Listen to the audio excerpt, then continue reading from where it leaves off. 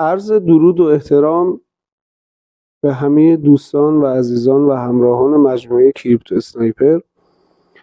در خدمت شما هستیم با آموزش اوردرگذاری به سبک و شیوه کریپتو اسنایپر. امیدوارم که بهترین استفاده رو از این آموزش ببرید. خب باید خدمت شما عرض کنیم که بیشترین نوع سیگنال هایی که در مجموعه کریپتو اسنایپر گذاشته میشه، چه در گروه عمومی، چه در گروه وی آی پی و چه در محضر دوستانی که در گروه وی آی پی پلاس هستن، به سبک و شیوهی که الان در حال حاضر تو این تصویر میبینید ارائه میشه. یعنی 3 تا اوردر ورود و 1 اوردر برای بحث تی پی یا همون حد سود. خب باید اول یکم راجع به این اوردرها صحبت کنیم. اوردرهای ورودی ما 3 اوردر ورود داریم، 1 اوردر 2 و اوردر 3. اینجا هم این خط قرمز که میبینید اوردر حد سود ما هست. تی پی یعنی تیک پروفیت، یعنی میزان حد سود از یک معامله. خب ما میزان سرمایه‌ای رو که داریم رو باید اول برای خودمون مشخص کنیم و مبحث مدیریت سرمایه رو باید اول درش رعایت کنیم. حالا برای اینکه اول متوجه بشیم که چرا اینجا ما 100 200 و 300 دلار میکاریم توی این 3 تا اوردر رو، باید ما دلیلش رو متوجه بشیم. اول باید بیایم قبلش یکم راجع به بحث مدیریت سرمایه صحبت کنیم. ببینید دوستان، اگر چنانچه ما 1000 دلار داشته باشیم، 1000 دلار کل سرمایه ما باشه داخل ولت، ما مجازیم که 5 الی 10% کل حساب رو در یک معامله درگیر کنیم. 5 الی 10% این 1000 دلار میشه چقدر؟ میشه 50 الی 100 دلار. حالا به فرض مثال اگر ما بخوایم وقتی که 1000 دلار داریم 10% رو به کار ببریم که میشه 100 دلار، باید این عدد 100 رو، این 100 دلار رو تقسیم بر این 3 اوردر کنیم.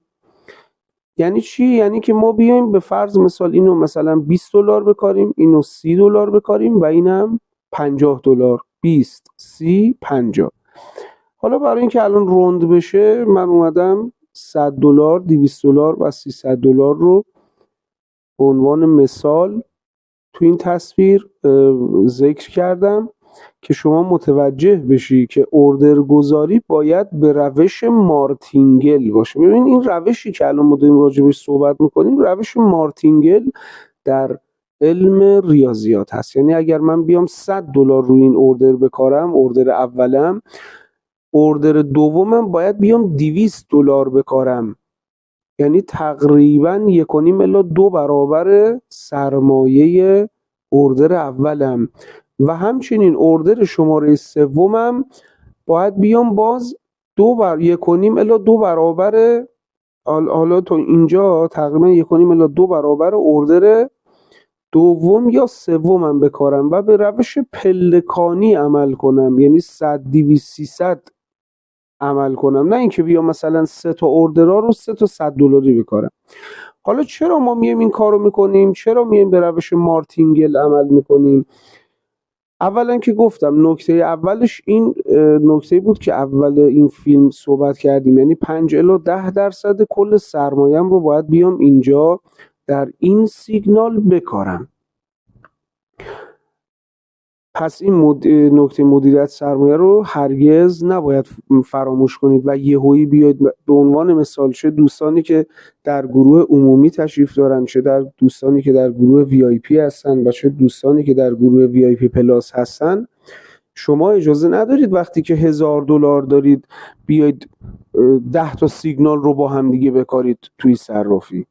شما باید به اندازه توان مالی که در کیف پولتون دارید عمل کنید و بیایید اوردرها رو بکارید. حالا وقتی 1000 دلار دارید یه دونه یا دو تا یا نهایتاً 3 تا سیگنال رو بخواید بیاید به اصطلاح بکارید که بهترینش 1 الی 2 تا هست برای سرمایه $1000، اونم 5 الی 10% کل حساب، که بهترین و ارزشمندترین پیشنهادی که میتونم بهتون بدم اینه که در هر اوردر 5% کل حسابتون رو درگیر معامله کنید و اون 5% رو هم باید تقسیم بر 3 کنید و طبق این فرمول مارتینگل که الان داریم براتون توضیح میدیم به اصطلاح بکارید. خب ما انتظار داریم که قیمت از حال حاضر مارکت که اینجا هست، لایو مارکت، بیاد و اوردرهای ما رو بزنه، فعال کنه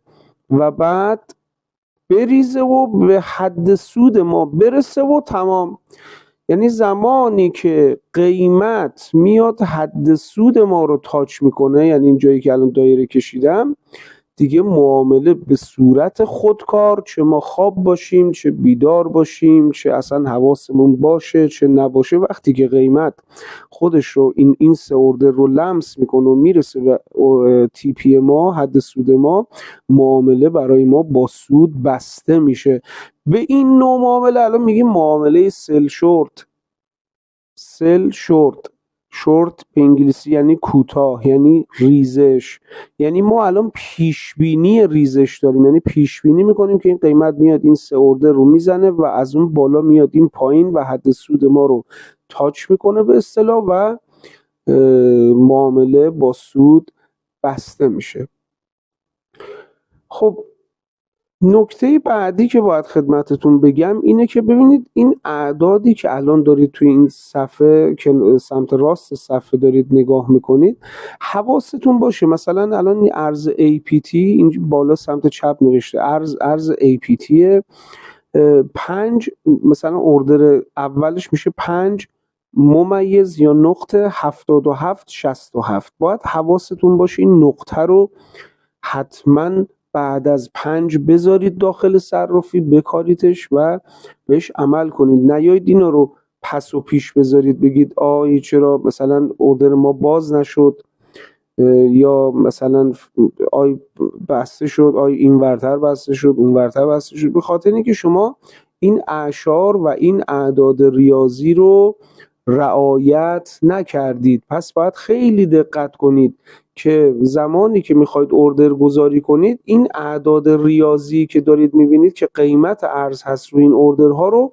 با دقت و ظرافت هرچه تمامتر در صرافی بکارید. این میشه مبحث آموزش اوردر گذاری. پس مدیریت سرمایه برای ما بسیار بسیار مهم و ضروری هست که ما حتما با مدیریت سرمایه بیایم این 3 اوردر رو در معامله‌ای که اعمال میشه، چه در گروه عمومی چه در گروه VIP و چه در گروه VIP پلاس. حالا ما این آفر رو هم برای بچهای VIP و VIP پلاس در نظر گرفتیم که سیگنال هایی که اعلام میکنیم رو از نظر زمانی مدتش رو مشخص میکنیم، یعنی که میگیم به فرض مثال فلان سیگنال زودتر باز میشه و اگر احیانا کسی با توجه به میزان دلاری که داره میخواد بره اوردر گذاری کنه، میره اون سیگنالی رو اوردر گذاری میکنه که ما از قبل اعلام کردیم، یعنی گفتیم این امکانی که زودتر باز بشه هست.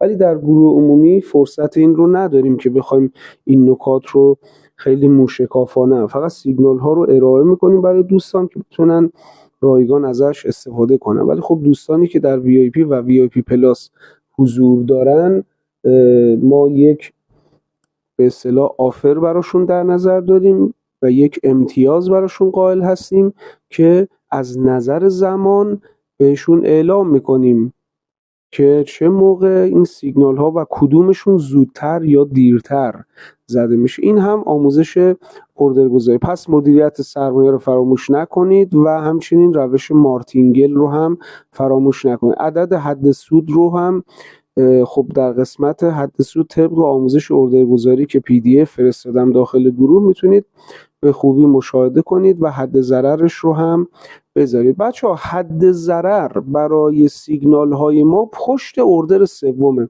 یعنی اگر چنانچه قیمت بیاد از این خط آبی بالاتر بره، حالا یکم میبرمش بالاتر، تقریبا فاصلهش باید به اندازه این فاصله دو اردر آخر باشه. اگر دیگه از اینجا بخواد بره بالاتر دیگه میشه ضرر، یعنی ما باید ببندیمش. وقتی که سیگنالی ارائه میدیم ما حد ضرر رو ست نمی کنیم در گروه عمومی، ولی در گروه وی آی پی و وی آی پی پلاس در اکثر اوقات حد ضرر رو هم مشخص میکنیم برای دوستانمون که بتونن بهتر و راحتتر استفاده کنن، ولی در گروه عمومی ما حد ضرر رو اعلام نمی کنیم و همیشه گفتیم حد ضرر پشت اردر سوم قرار میگیره. اینم میشه حد ضرر یا همون استابلاس یا SL در اصطلاح صرافی‌ها. خیلی خیلی سپاسگزارم از بودن و موندنتون در کنار مجموعه کریپتو اسنایپر. حتما این مجموعه رو به دوستان و آشنایانتون معرفی کنید که اونها هم از این آموزش ها استفاده کنن و بتونن بهترین استفاده مالی رو از این قضیه به اصطلاح به دست بیارن. برای همتون آرزوی موفقیت دارم.